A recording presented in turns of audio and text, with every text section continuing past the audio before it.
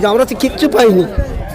যে দরকার আমার, দেখুন আমার ঘর কিসের ঘর, মানে ঘাস দিয়ে ছাওয়া, পানি পড়ে, কতবার বলেছি দেয়নি।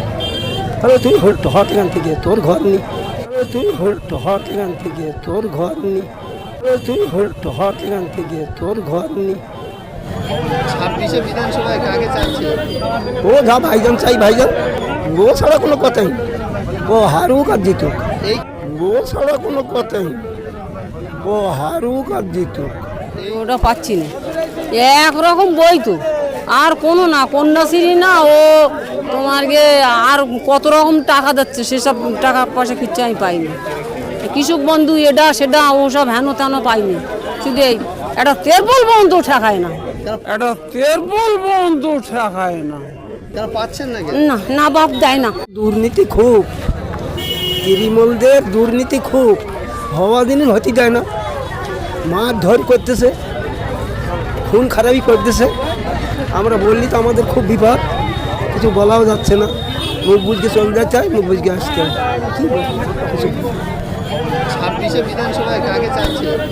ও যা ভাইজান চাই, ভাইজান ও ছাড়া কোনো কথাই, ও হারুক আর জিতুক। খুব খুশি আমাদের এখানে। ওরা পার্টি অফিস এখন করেছে, তা আমরা বলেছিলাম, বলে এখানে একটা পার্টি অফিস আমাদের দরকার, তোরা করেছে, খুব খুশি।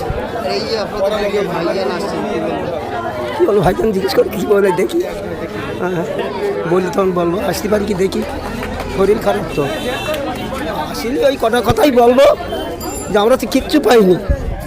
যে দরকার আমার, দেখুন আমার ঘর কিসের ঘর, মানে ঘাস দিয়ে ছাওয়া, পানি পড়ে, কতবার বলেছি দেয়নি। তাহলে তুই হট এখান থেকে, তোর ঘর নেই। আমরা এখানকার ভাঙড়ের মানুষ, আশা করি অনেকটা সেফ ভাইজান থেকে পাচ্ছি, যেটা তাদের কাছে গেলে হয়তো তারা কখনো দিচ্ছে কখনো দিচ্ছে না।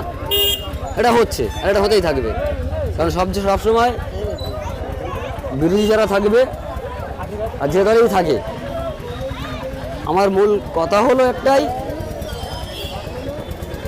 হাজার ঝড়ের ভিতরে, হাজার বন্যার ভিতরে নদী স্রোতের পানি যায় যখন একদিক থেকে স্রোত চলে, উল্টো স্রোতে হাঁটতে গেলে অনেক কষ্ট হয়।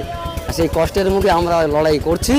নওশাদ সিদ্দিকী মানুষের জন্য লড়াই করছে, গরিবের হয়ে কথা বলছে। আজকে গরিবের বিধায়ক, অসহায়ের বিধায়ক, সাধারণ মানুষের বিধায়ক।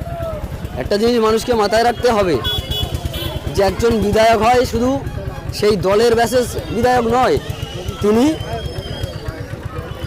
সমস্ত শ্রেণীর বিধায়ক, সেই বিধানসভার সমস্ত মানুষের বিধায়ক, সমস্ত দলের বিধায়ক। কেউ যদি তৃণমূল কর্মী যদি কোনো মনে হয় যে আজকে ভাঙড়ে নওশাদ সিদ্দিকী এসেছেন, যে তারও যদি এই মুহূর্তে কোনো রকম কোনো জিনিস প্রয়োজন পড়ে, ডকুমেন্টসে বলো, কোনো খাতা কলমের বিষয়ে বলো, কোনো কাগজে যদি কোনো ডিস্টার্ব থাকে, আমরা আহ্বান করছি ভাইজান আসুন। বিধায়ক নওশাদ সিদ্দিকী আপনাদের জন্য তৈরি আছে, তাদের কর্মীরাও তৈরি আছে, গ্রামের মানুষ তৈরি আছে, আপনাদের সেফ দেবে। কারণ সেফ দেওয়ার জন্য বিধায়ক নওশাদ সিদ্দিকী ভাঙড়ের এমএলএ করে আপনারাই পাঠিয়েছিলেন। যেখানে অর্থনীতি শেষ হয়ে গেছে, যেখানে শিক্ষা শেষ হয়ে গেছে, এবার ধরেছে আমাদের কি ডাক্তার। মানুষ যদি একটা অসুস্থর মধ্যে পড়ে, যে ডাক্তারের কাছে যাব আমরা, সেই ডাক্তার যদি সেফ না থাকে, তা গোটা বাংলার মানুষ কি করে সেফ থাকবে? ওই জন্য ডাক্তাররা ময়দানে নেমেছে। এটা একটা দিক।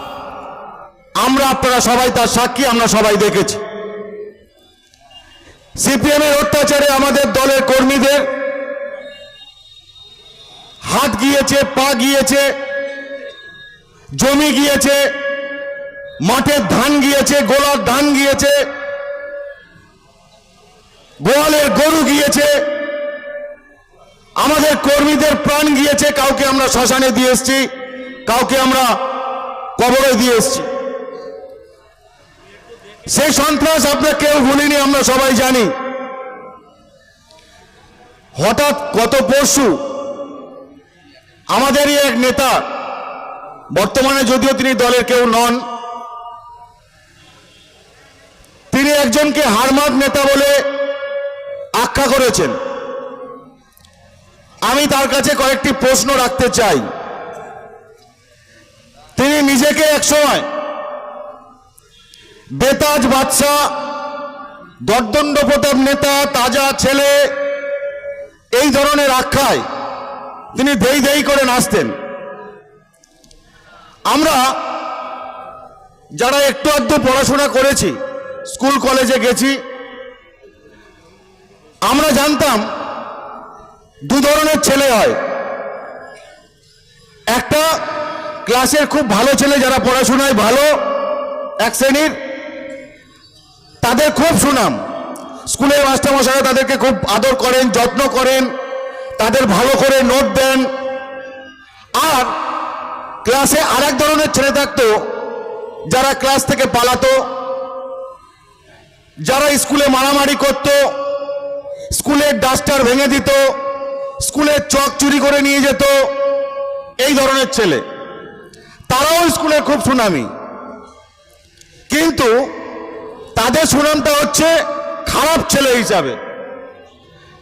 আপনারা বলুন তো, এই যারা আমাদের কর্মীরা রয়েছেন, আমাদের অধিকাংশই এখানে রয়েছেন আমাদের বয়োজ্যেষ্ঠ কর্মী, দীর্ঘদিন ধরে আপনারা দল করছেন। ভাঙড়ের তৃণমূল কংগ্রেসের যে নেতা আজকে হঠাৎ বিপ্লবী সাজছেন, এত বড় বড় কথা বলছেন, তাকে এই রাজ্যের মানুষ ওই ক্লাসের ফার্স্ট বয়ের মতো দেখে, না ক্লাসের লাস্ট বয় যে চোখ চুরি করত, ডাস্টার ভাঙত, তার মতো দেখত? বলুন। বেতাজ বাদশা, এমন বেতাজ বাদশা, দল তাকে একবার টিকিট দিল 2006 সালে। মমতা বন্দ্যোপাধ্যায়ের আশীর্বাদে ভাঙড়ের 34 বছরের অত্যাচারিত তৃণমূল কংগ্রেসের কর্মীদের লড়াই, তার ফলেই আমরা সেদিন বিধায়ক পেয়েছিলাম। তারপরে দল আর তাকে টিকিট দিল না কেন? ভাবুন, আপনাদের ভাবতে হবে। 2011 সাল সারা রাজ্যে যখন পরিবর্তন হচ্ছে, সেই সময়ে সারা রাজ্যে তৃণমূল কংগ্রেসের প্রার্থীরা গোটা রাজ্য জুড়ে জয়লাভ করছে, আর আমরা ভাঙড়ের তৃণমূল কংগ্রেস কর্মীরা কাঁদতে কাঁদতে বাড়ি এসেছিলাম। কার জন্যে? ভাবুন। আপনাদের কাছে প্রশ্ন করতে চাই, সারা রাজ্য জুড়ে জয়ের উল্লাস, রাজ্যের পরিবর্তন হচ্ছে, একটা জগদ্দল পাথর যে সিপিএম কে নাকি রাজ্য থেকে হটানো যায় না, সেই রাজ্য থেকে সিপিএম উৎখাত হচ্ছে, আর আমরা ভাঙড়ের তৃণমূল কংগ্রেস আমরা কাঁদতে কাঁদতে করোনা কেন্দ্র থেকে বাড়ি আসছি। তারপর আমরা কি দেখলাম? আমরা যখন ভাঙড়ে সেই নেতার বাড়িতে যেতাম, গিয়ে যখন বসে থাকতাম, দেখতাম আমরা বসে আছি, আর সেই নেতা